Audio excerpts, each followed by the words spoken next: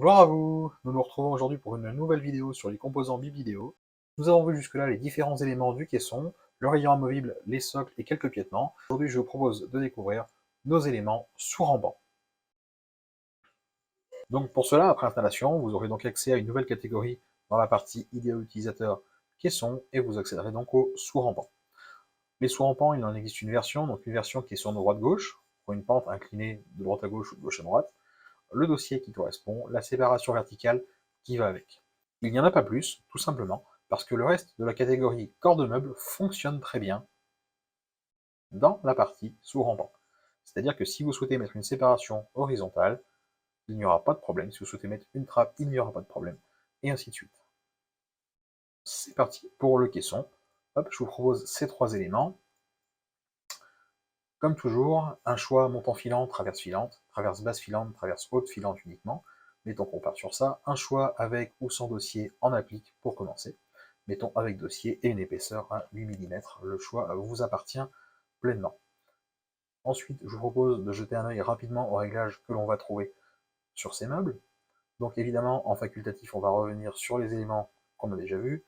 Donc un dossier présent, bah, oui ou non, hein, si finalement le dossier en applique ne vous voit pas au profit d'un autre dossier, eh bien vous pourrez parfaitement en changer.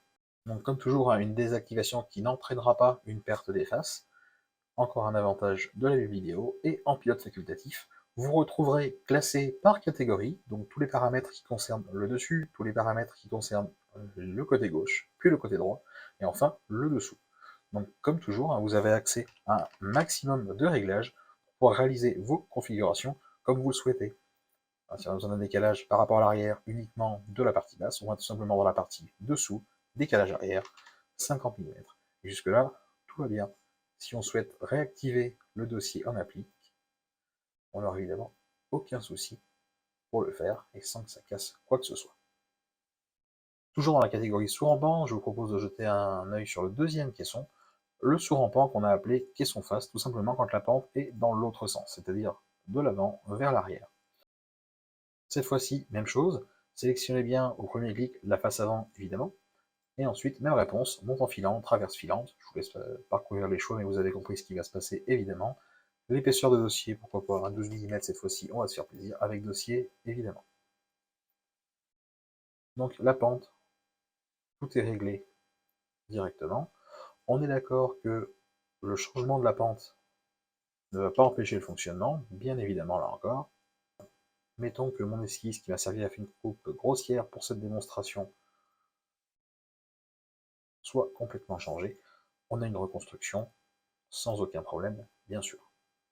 Pour ce qui est des éléments déjà présents, je peux vous proposer le rayon qui existe déjà en vidéo, et on s'aperçoit bien évidemment que si on le place à l'intérieur, hop, 3 rayons sans passage de câble, avec perçage intermittent si on le souhaite, hop là, procédé automatique, et si je retire le bloc, je retrouve bien mes rayons, parfaitement placés, parfaitement répartis, sans aucun souci.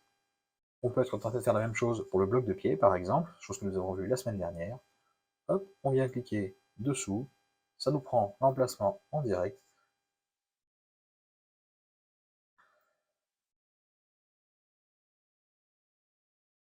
Et hop là, nos pieds sont placés. Donc jusque là, vraiment aucun problème de fonctionnement. J'en profite pour vous montrer rapidement donc la séparation verticale, qui comme la séparation verticale en mode comme la séparation verticale dans le caisson basique va fonctionner de la même manière, soit une position par rapport à la droite, soit une position par rapport à la gauche, soit une position centrée. Auquel cas, là encore, la coupe vient s'ajuster toute seule. Et comme toujours, tout ce beau monde va bien sûr s'ajuster en fonction du réglage que l'on va avoir directement. Toujours, si je modifie cette esquisse pour avoir une coupe plus ou moins prononcée, là encore, tout se recalcule, se répartit et change en fonction du besoin. Vous retrouverez donc l'équivalent de cette séparation verticale pour la pente dans l'autre sens, donc toujours de l'avant vers l'arrière. À partir de là, on sélectionne les faces dont on a besoin. On vient faire OK. Encore un réglage droite-gauche centré, cette fois par rapport à droite, mettons 200 mm. Et on a bien la coupe qui est faite directement pour que tout aille bien. Notez que si même après coup vous souhaitez enlever le dossier, ça ne posera pas d'erreur. En effet, si je viens modifier mon cuisson sous rampe en face et que je viens dans ses pilotes lui retirer le dossier, je ne vais pas générer d'erreur malgré la présence de les séparations verticales, hein, vous pouvez le voir.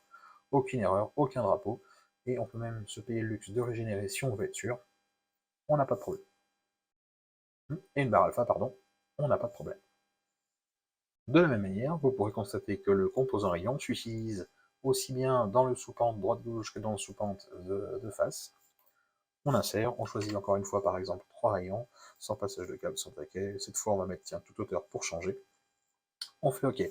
Vous noterez que bien évidemment la répartition des perçages et des taquets produites par Top Solid est faite par rapport à l'alignement le plus bas dans sa version bloc pilote. Voilà pour cette présentation des composants sous rampant. Alors certes, on n'en croise pas tous les jours, mais dès qu'on en croise, c'est assez pénible, et mine de rien, il nous arrive bien d'en faire. Personnellement, devoir les tracer à la main, ça a été amusant un temps, et puis c'est comme tout, on s'en lasse vite, hein, toutes les coupes à réajuster toutes les 5 minutes. Bon bah voilà, là pouvoir tout faire d'un coup et savoir que tout va se recalculer automatiquement sans avoir rien à penser, rien à gérer, c'est quand même très plaisant.